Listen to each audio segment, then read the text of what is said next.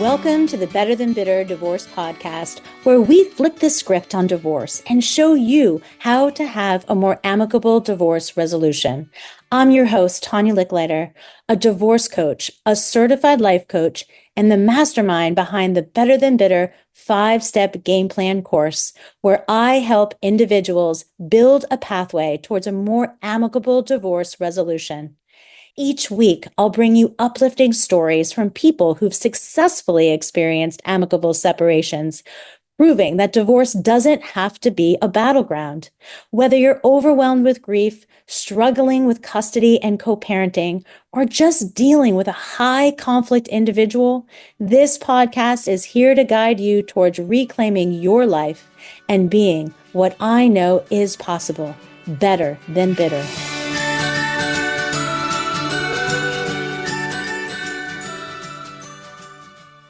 Hello, and welcome to the Better Than Bitter podcast, episode number 9. Today we have Gabrielle Hartley. Gabrielle has written the book, Better Apart, as well as The Secret to Getting Along and Why It's Easier Than You Think. Gabrielle's book was so important to me personally. It really did get me through the beginning stages of my divorce. She is an online mediator, but she's also a former to the New York State Supreme Court Judge Jeffrey Sunshine, and she has been part of the American Bar Association and Mediation for a very long time. She is a committee member and a co-chair and is currently taking on a leadership position at the American Bar Associates. Oh my goodness, she has so many titles that I can't even say them right. She is one of the best online divorce mediators. I'm so excited for you to hear her speak today. One of the things that I do want to remind you is the incredible books that she has authored. Better Apart, A Radically Positive Way to Separate, and The Secret to Getting Along and Why It's Easier. She has such a great TED Talk, so if you do have the opportunity, that will be in the show notes. And I hope all of you listen to that because it really does describe a lot of what she talks about in her communication book. So again, check it out if you want to learn how to get along better. Don't we all in divorce? And she is so focused, just like I am, in making this world a better place and making divorce easier. And she really is focused on this less acrimonious divorce process for both you and your children. She is a graduate of the Brooklyn Law School and Cornell University. Welcome, Gabrielle. My gosh, so nice to be here with you today, Tanya. Thank you so much for that nice, warm introduction. I really appreciate it. Oh, good. Well, we have so many things to talk about today, but today I want to start with your book, Better Apart, because like I said, this was the first book that I found when I was searching for kind of amicable divorce solutions. And it just touched me in such a profound way, not only just the words and the education, but also just the mindfulness that you teach throughout that book as well. That just really is so important. And I can't stress that to people who are starting their process enough. So can you tell me why, what was the impetus for Better Apart? And, how did you come to, deciding that this was the book you were going to write? Yeah. So Tanya, I've been a divorce lawyer for about 30 years, but I never thought I was going to do divorce law at all. I grew up with parents who were divorced. They actually had a very good divorce. They were almost like braggy about how great it was. I will tell you, it's not like it was perfect.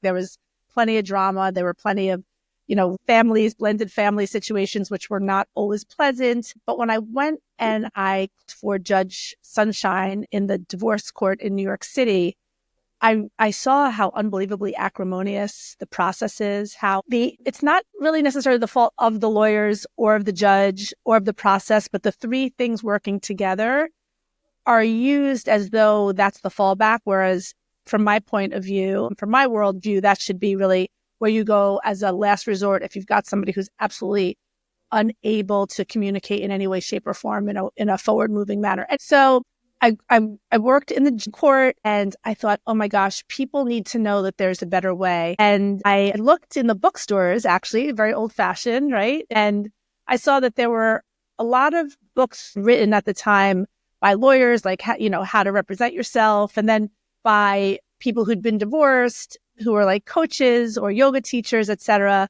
who had a good divorce and were trying to tell people that they could get divorced well. And I thought, gosh, I really want to tell this story as someone who both grew up with divorced parents and who worked in the trenches helping to resolve almost 1,000 high conflict divorces, and as someone who practiced yoga at the time. I was practicing yoga every day. So I really wanted to bring in mindfulness and I don't mean in a woo-woo yoga, overly yoga way. I just mean in a like self-empowerment, like you can do this and it's all about you, right? So like, it's almost like the concept of being selfish right now when you're going through your divorce is actually, it's selfless to be selfish, if that makes sense. It's a circle.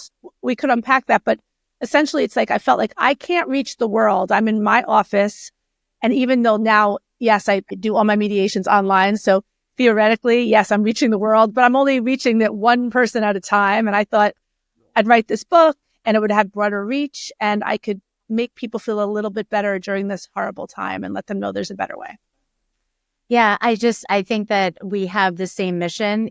I created Better Than Bitter for that as well, because again, we can only touch one individual at a time, whether as an attorney or a mediator or a coach. But yet, like, how do we take this idea that divorce doesn't have to be a battleground, that there is a better way? And I love the fact that you too utilize a lot of mindfulness, because I talk a lot in my work about space and creating space and being able to get out of that fight, flight, or freeze mentality that is being overrun by our primitive brain, and how we can get into our prefrontal cortex, how we can create space so we can think more logically, is where we can have more rational thinking. I talk about the fact that, we have to move ourselves through this emotional divorce before we step into the trenches in our legal divorce, so we don't end up spending millions of dollars on having our lawyer be our therapist, right? Or just,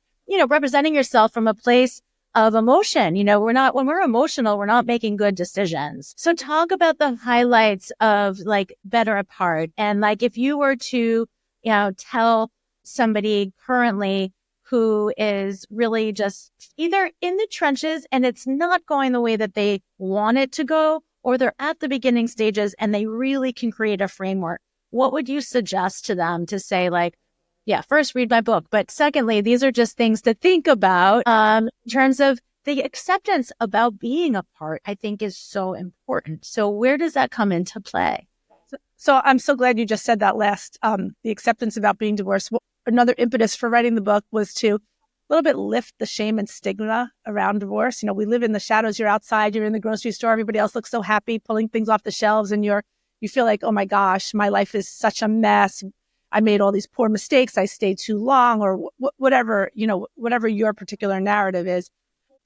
I really think that just remind yourself that you're a perfectly good person, whether you were the quote unquote wrongdoer or if you stayed with the wrongdoer or whatever your particular narrative is.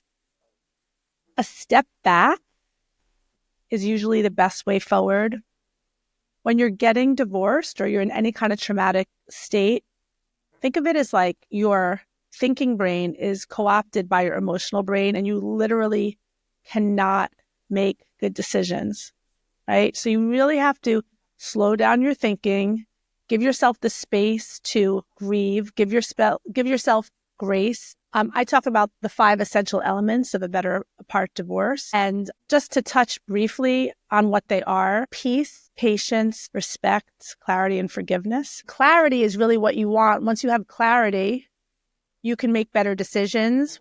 If you're right now working with a lawyer or a mediator or by yourselves and trying to figure things out, if you're asking yourself, if you're finding that you're perseverating on your position, the what that you want, ask yourself why you want what you want.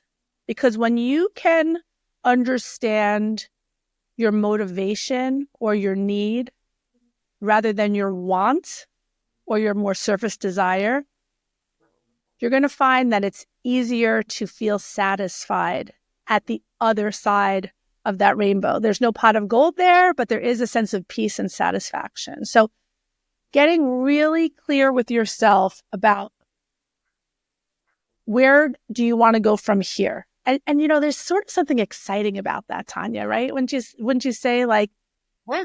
once you break free from being kind of stuck in the narrative of what was and all the loss and, pain, you can start to feel and see a little light. And so, like, when I talk about forgiveness, I don't mean forgive somebody who did something terrible to you. I mean to radically love yourself and accept the situation and know that that person, no matter how garbagey they might have treated you or left you feeling, I happen to be of the mindset of people do the best they can in the moment where they are. Their best might be your worst, but maybe, you saw them through the lens of your abilities, not their abilities or something like that, right? So forgiveness is all about acceptance. If I were rewriting Better Apart now, I'd probably call it acceptance, because what I've learned over the last 6 years of talking to many thousands of women and men, nobody likes to learn forgiveness. So I actually, when I talk about the 7 phases of grief, I bundle kind of forgiveness and acceptance together in the sense that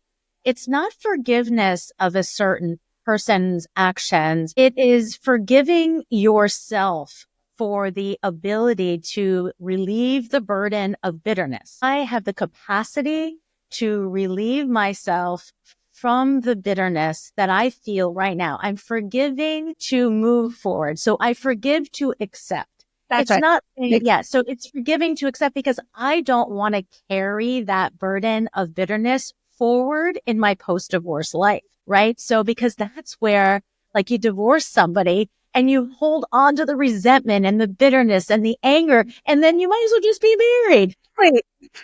More happier, not angrier, right? So, That. and then, peace. I'm not talking about, peace signs and unicorns and rainbows. I'm just talking about feeling a state of okay. So, there's ways to achieve peace, very quickly, noticing lots of neutral behavior on the part of the person who is doing incredibly aggravating things can be really helpful. It can go a long way. Respect, it's about self-respect. And your feelings of self-respect, depending where you are in your divorce process, can be pretty darn low. And so what I advise you to do, or what I would do if I were in a situation where I'm feeling a low sense of self-respect, is to do things that make you feel good, that you're good at. Be with people who lift you up. If you have a best friend who is just constantly insulting your ex or telling you why you shouldn't have stayed or second guessing you, put that relationship on a shelf and be around people who allow you to grow and to become the next better version of yourself in this life, right? And so, and it all takes patience. And I write a lot about patience because I need to learn patience. I'm a highly impatient person by nature. And, you have to be patient with yourself, with your ex, with your kids, with the lawyers, with the therapist, with the judge, with the system. I mean, we could, with the teachers, with the school system, we could go on and on and on. And so really, by building yourself up, working with a coach, if possible, working with a therapist and a coach and a mediator and a lawyer. I mean, getting as much of a team as you have the capacity to get. Sometimes you can't do it all at once because it's too expensive, but that's okay too. You can do things in tandem and you can really make this an opportunity, make your divorce an opportunity to launch the next better stage of your life. I know. So that's what I talk about too. So many of my clients come to me with this sense of failure, right? So yeah. I failed. And what I coach them on is that divorce isn't about failure. It's an opportunity for personal growth and self-discovery. And as soon as you can switch your mindset into that abundance mindset and allow for yourself to think about what the possibilities of your life could be. And again, just like you said, having clarity around what is the bigger picture that you're striving for, not just the tangible assets, but the bigger vision of what the life that you want post-divorce is. As soon as you get clarity around that, and that you can look at this as a personal growth opportunity, And we do a lot of work on self-discovery, self-awareness, learning who your authentic self is. So much of us, we're a persona pre-marriage and we get married and our persona changes, not for the good or for the bad, but it just changes. But it's about reestablishing your passions, the things that you love, the things that maybe you didn't get to experience when you were married for whatever reason, and just regenerating those and bringing those back to life so you can feel good about your future and who you want to be. It is a new chapter. And I got so much of that from your book. It's really just, how do you create that, that next chapter? The world is your oyster. I know that's such a cliche, but it's true. But it's true. There's a reason. Some trite cliche things are just true, right? Yeah. Back to your core self. Like, who are you? I was talking to a guy who was divorced recently, and he talked about he'd been with his wife since he was 19 years old, and he went back to his house and he's like, "All right, it's just us, and who the heck are we? I'm here again," right? Like there'd been a whole family, and then the family wasn't there anymore in the same sense of the word, and it's like. It's about reestablishing yourself. And, the thing about it is most people getting divorced are doing it in somewhat of a silo. You may have one or two confidants, but just know that it's something you will get through. You really will. If you haven't experienced the death of a loved one, it's when you're going through that, it feels like you're never going to get over that, but you do most of the time, depending, and divorce is better than that, Let's talk a little bit. You just said something that's really interesting. So, in my course, I talk about communication plans and we talk about how to communicate externally to your friends, your family, your children. But from your perspective, there's so much, I guess, shame still, that stigma of being divorced, or the stigma that people who are getting divorced feel that they believe that other people are looking at them in a different way.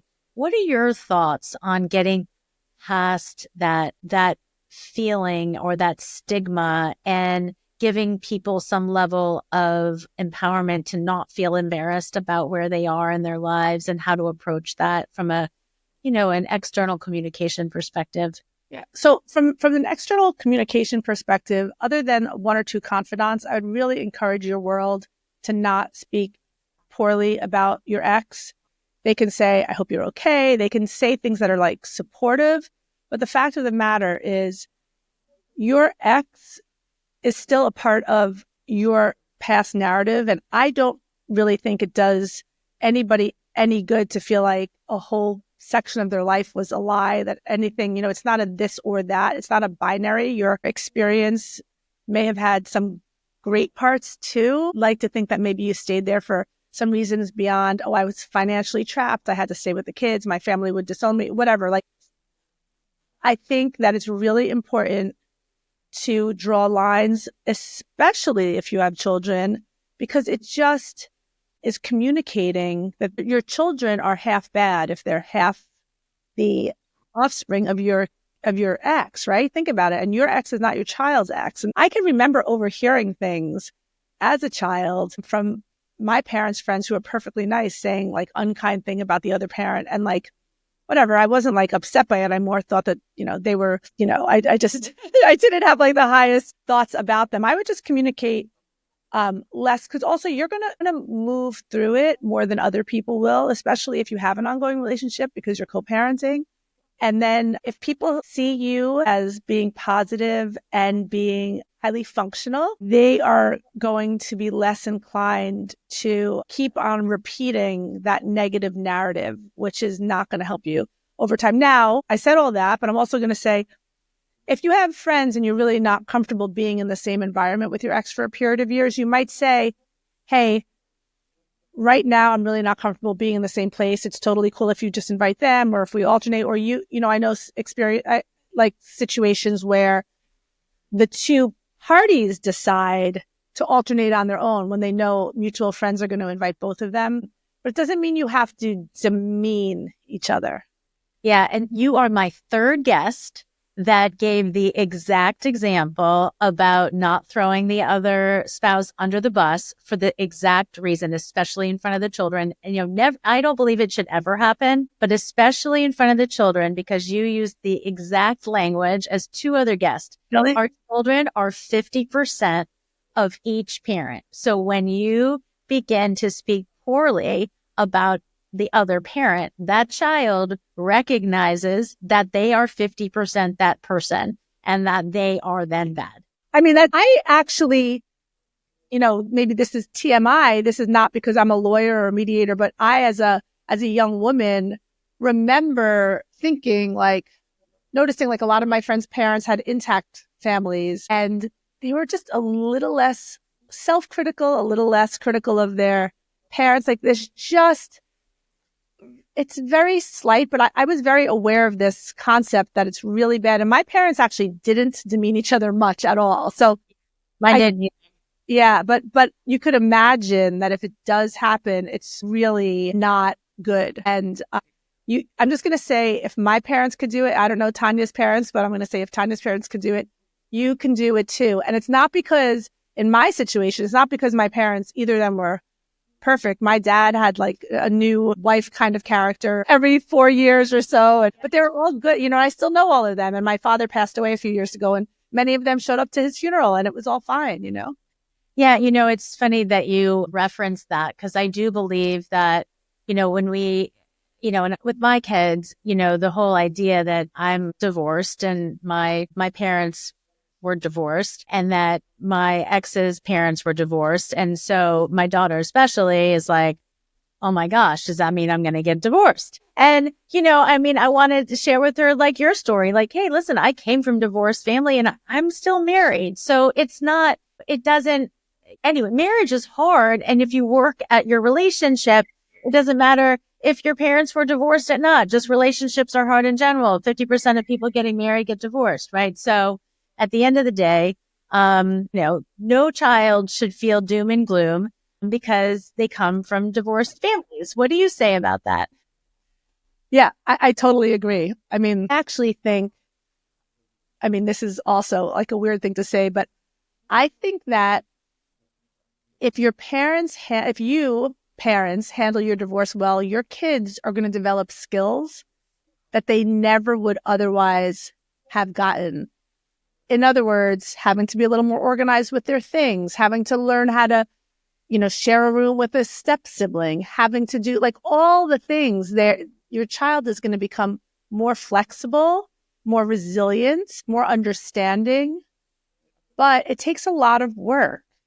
Unless you are both sort of very Zen people. For most people, it takes a lot of pauses, shelving, space, as I think Tanya likes to call it. Space is a good thing. Take a time out. We all need timeouts. Yeah. And it is not going to ruin your children for you to get divorced. For you to be fighting constantly, whether you're married or divorced, is not good. Yeah, I totally agree. And the other thing is people are like, oh, well, you're so, your parents were amicable. Neither one of them must have had an affair. And yes. Right. I was subtly saying my father had constant girlfriends all the time. Yeah. And it takes again, when you have that bitterness because that happened, that is where the drama forms. It's the bitterness and the resentment and the anger. So you have to process your grief, obviously, feel your feels, understanding what your thoughts are about that are creating those feelings. And that's the model by which we coach. We coach around cognitive restructuring. So it's not our life circumstances that are causing us to feel. It's how we think about our life circumstances or the facts in our life that make us feel. And the way that we feel, that makes us act, react, and behave in certain ways. Those feelings are what are making us act, react, and behave. But it comes from our thinking. It comes from the stories and beliefs we're telling ourselves. So if your spouse has had an affair, okay, but what are you making that mean? I have to say something. I now know why you love Better Parts so much, because you are it was probably very affirming. I talk so much about re-narrating that inner narrative because what you think things mean is what they mean to you. And, I had a situation where someone canceled on a friend of mine and I was like, oh, well, and in my mind, I made all these valid reasons why they might have done it, which made total sense and had nothing to do with the friend. And my friend's take was oh, they must not really care about our relationship. And I'm like, What are you talking about? You know what? I do this coaching to myself every single day, right? We all have busy lives, and people are doing the best they can as humans, especially if you have children, you've got hectic jobs or whatever. Like, what are you making it mean if somebody is not living up to your manual? The first chapter in my course is about the manual that we have for others. And if you believe that everyone's going to work according to your manual, you're always going to show up disappointed, resentful, and angry, right? And that is your mindset, right? Because nobody's coming and, no one's showing up the way you want them to. But that's a mindset issue. That's a thought issue. That's a belief system issue that you can't change others, right? You can't control others. The only thing that you can control is how you react to them. And it's so important. So I do want to just touch on the next book because I want everybody to hear about the Y.E.S method, because so many, like I said, I do workshops on how to communicate to get what you want in divorce. And what you say about your Y.E.S method is so aligned with everything that we talk about at Better Than Bitter. I feel like we could have written a book together. And tell our audience here about, the idea around communication and how to get through mediation utilizing this idea around the Y.E.S. Okay, so the Y.E.S method is really a way to break down how to get to the core of what it is that you want. And Y.E.S is just an acronym for your role. Like, what are you doing? And that's really asking you to stop and ask yourself, what is the core behavior that I'm displaying right now that's getting in the way of my figuring out my E, right? And the E is the emotion, it's the need, it's the motivation. This is very theoretical. I'll make it more practical in a second. It's the story, why we want what we want, right? And then the S is the activating agent, shelving the heated conversation caused by your behavior to get to the E, right? So you may, in a divorce, like both people really want the house. Okay. So the story is, I need the house. And what happens is people start either, catastrophizing things, I'll never get another house. The kids will have to leave the school district, minimizing, oh, don't worry, you'll find something, or burying their head in the sand. Like, I want to buy the house. Well, there's no way to pay for the house. Right. Or somebody else comes in, steamrollers. There's all these different things that we do that cause relationships and arguments to froth up, to escalate, right? But if we do the S, which is to shelve the heated conversation before it gets out of hand, we can take that pause, right? That's all shelving means, is pausing, step back and say, why am I minimizing what they want rather than thinking about what I need? Because that centerpiece, the E, the what you need, which links back in better part to the clarity piece. Understanding your core motivation will bring you to the solution that actually tends not to contradict what the other person's core need is. That's how mediation works. It's actually crazy. I don't tell people to do these things. I kind of just do it with them, but that is really what's happening. So let's say both people want the house, and maybe, one person wants it because they think if they don't have it, the kids will never visit them. And the other person wants it because they think if they don't have it, they'll never be able to, afford another house.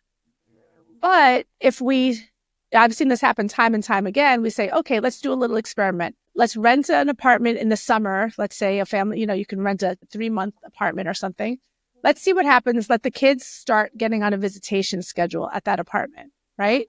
And they do that, and they say, then that parent starts to have heightened confidence that the kids are actually going to come and visit, right?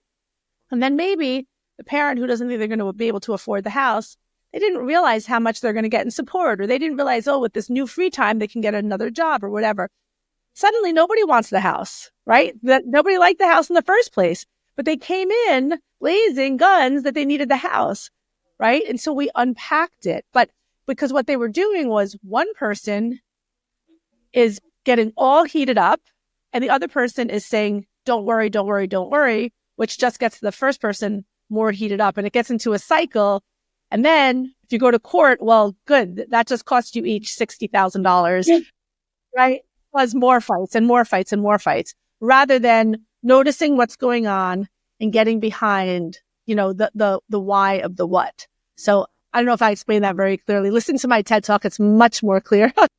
Yeah, no, I listened to it, and I think everybody should listen to it. Everybody Google Gabrielle Hartley. Actually, the link will be in the show notes of the. Secrets of getting along. If you do, yeah. It's so good. It's so good. But it's like, I give an example there of somebody who like didn't want their kid to have overnights at their father's house, and it turned out, and she was really arguing a lot about because the kid's hair wasn't being done well for school. And when I kind of in real life, I kind of said, "Is that what this is really about?" And she said yes. And then I was like, "Really? Or is it that you miss your daughter?" And when I said that, then she started to cry, and then she let him have the overnights. When I started to do this kind of law, I was only 30 when I was working in the courthouse. And so, when you're 30 years old, you're pretty young, and you're just, maybe if you're listening right now and you're 30 and you don't feel young, you are young. You just don't realize that you're young. I noticed that when I would reflect how people felt or what I thought they were feeling, they would go from angry to almost like teary. Not crying, but teary. It'd be like the mask was broken. And when I broke through the mask, all of the arguing just melted away. Mm-hmm. It's incredible. It's like, and then you realize, oh, well, if that works on other people, that can also work on me. I'm like really hard on myself. And I say, what am I really fighting about? What am I really upset about? And an important thing from my second book, The Secret to Getting Along, is also, I think I call it like hashtag relationship goals or something like that. It's like, do you care about this relationship that much? Because sometimes walking away is the best thing to do. That's maybe not the case when you have kids, but I just think that's a good life lesson. Some relationships are not meant to continue forever, and that's okay. And and as much as, what reflectively looking back at my marriage, I was like, we are so much better apart. We are better communicators. We are better friends. We respect each other more. We have more patience. We are co-parenting better as an apart couple than we were before. And it just goes back to all of your guidelines that you talk about, the peace and the respect, the clarity. And it's just so amazing how, again, if you can separate yourself from we have to be together because it's the commitment we made to like, maybe we just are going to be better not in a, marital partnership, because it is about redoing the partnership. Because if you do have kids, you have to redo, right? You don't want to take over the bad partnership you had here and move it into the post-divorce partnership. Like you want to rejigger and you want to be able to reframe.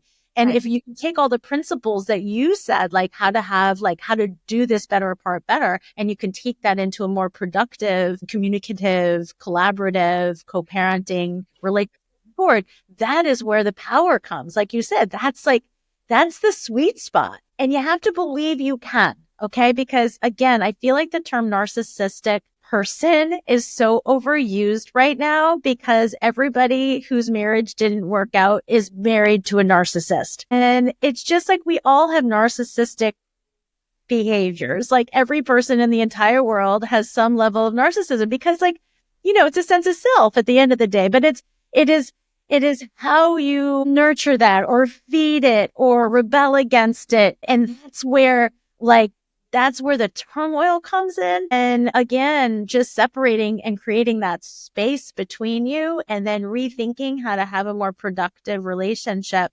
versus the blame back, which is never good. Yeah, the labeling and the anger that may get you through the darkest days. And that's okay if you need it then. But that angry naming, calling your ex a narcissist, clinically, very few people are actually narcissists. Mm-hmm. People are selfish, people are self-centered, especially, when I used to work for the judge, we'd often do something called, we'd have to get a forensic, which is like a clinical evaluation of the person. And, I would see them, I'd put my hands over and I'd say, let me guess, obsessive compulsive narcissism, because everyone getting divorced is a little obsessive compulsive and acts a little narcissistic because it is a trauma. It really is a trauma. I even feel like it's important. I talk about the positive divorce movement and things being positive and better and all that, but I am not sugarcoating and glazing over the fact that this is hard. you have a road ahead. You can't go around. It's like that bear hunt story. You can't go around. You can't go over. You have to go through it. I don't know if anybody knows what I'm talking about, but there's a children going on a bear hunt, and I remember to this day, and I'm so grateful that my mother did this. I asked her why she was getting divorced and what she said, and she was not the like bad one, right? Like she was, I'm sure not perfect, but not like my dad. And sorry, Dad, who's not alive. I shouldn't say things like that. But anyway, be that as it may, she had said to me when I said, why are you getting divorced? She said, Dad and I have grown-up problems. We love each other, but we cannot stay married. You are a child. Don't worry about why we are getting divorced. You need to be a child. And I mean, like, what a gift. Yeah. I'm going to call her and thank her after we hang up. My parents said something similar. They just said, listen, we still love each other, but we've just decided that we're not in love with each other. So we're just not going to stay married, but we both love you so much. And we are so committed to being as loving parents as we can to you.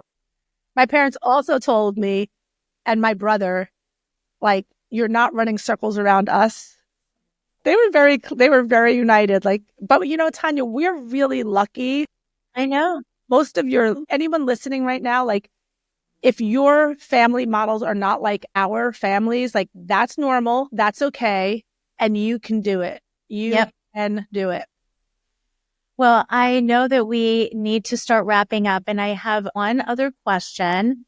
And I ask all of my guests. I wrote a blog. It's called The 20-Year Marriage Contract with the Option to Renew. Of course, it doesn't need to be 20 years. It could be 15 years.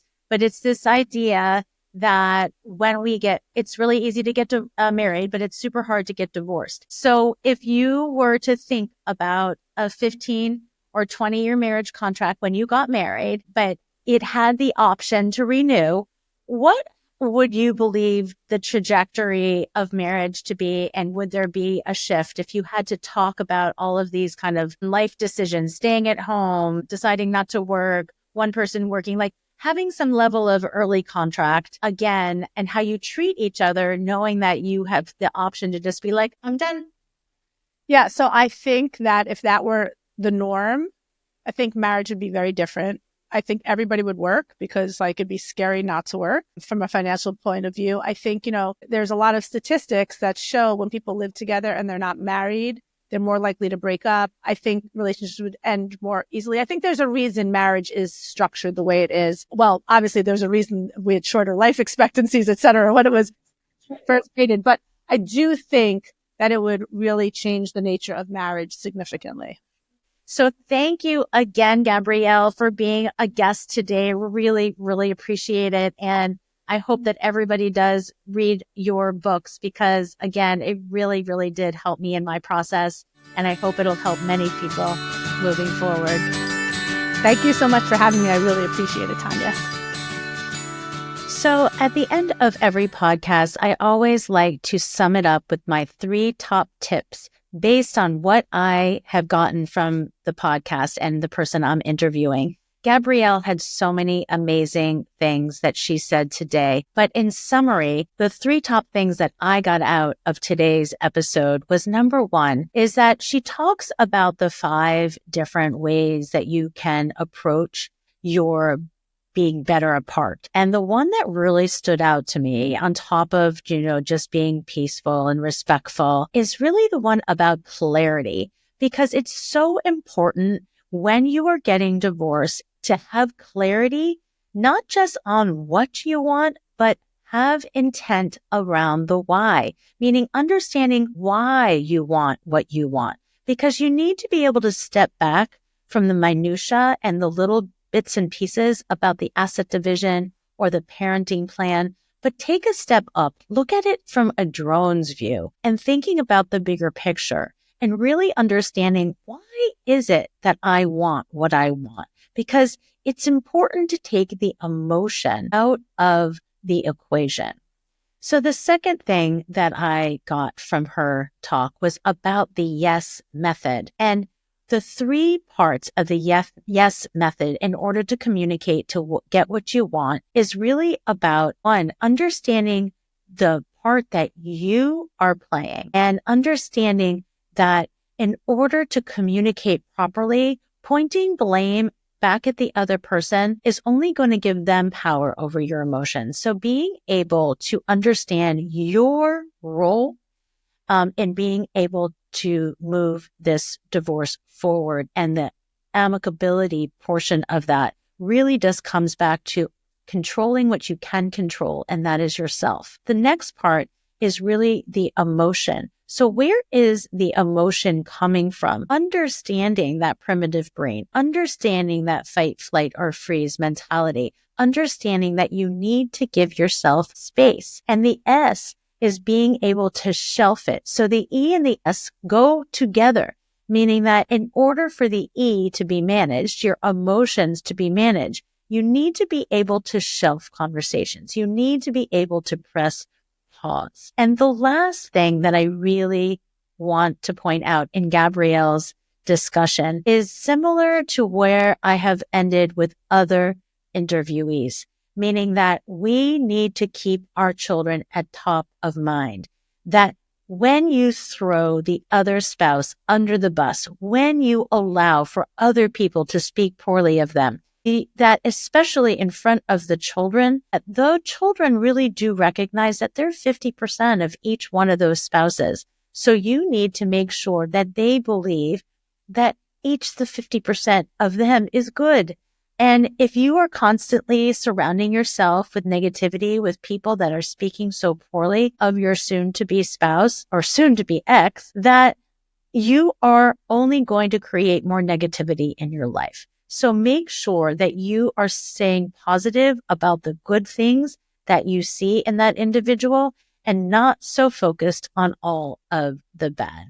And one of the most amazing things with having such incredible guests is that you get the chance to work with them. And I want to be able to allow for you all to explore working with Gabrielle. So if you go to GabrielleHartley.com, you would be able to see all the different ways that you can hire her as your mediator. Now, if you are in New York or in Massachusetts, she can draft a complete agreement. So you can work with her as a mediator and do that through Zoom, and she can draft the entire mediation divorce agreement for you. If you are outside of those two states, she will draft a memorandum of understanding. So all of the key elements that need to be in your divorce agreement by which you would have an attorney draft for you. And I can't say enough about working with somebody who has had a 99% success rate of keeping people out of the courtroom. So definitely be sure to reach out to Gabrielle. So thank you again. And I look forward to seeing you all on the next episode of Better Than Bitter. Thanks for tuning in to Better Than Bitter, Navigating an Amicable Divorce. Whether you are at the beginning of your divorce journey, midway through, or even done, we want the stories from our guests to give you hope that an amicable resolution is possible. If you'd like to dive deeper into today's episode, check out our show notes for a full transcript, reflections, and links to learn more about Better Than Bitter's coaching, courses, and how to connect with our fabulous guests. If you're ready for more support, you can head over to betterthanbitter.coach. There you'll find details and additional information on our 5-step game plan multimedia course, our one-to-one Zoom coaching, group coaching, monthly memberships, events and retreats, and a whole lot more. Plus, we've got a ton of free resources like our monthly newsletter, our private Facebook group, Instagram channel, and a library of articles and free webinars to help you along the way. When you go to our website, you'll be able to schedule a free 45-minute breakthrough call. Remember, we're here to help you reach an amicable resolution, find your courage, and believe in your brighter future. Because you know what? It is possible. At Better Than Bitter, we measure success by what we give and not by what we get. So let's change the divorce dialogue together. It's time to be better than bitter.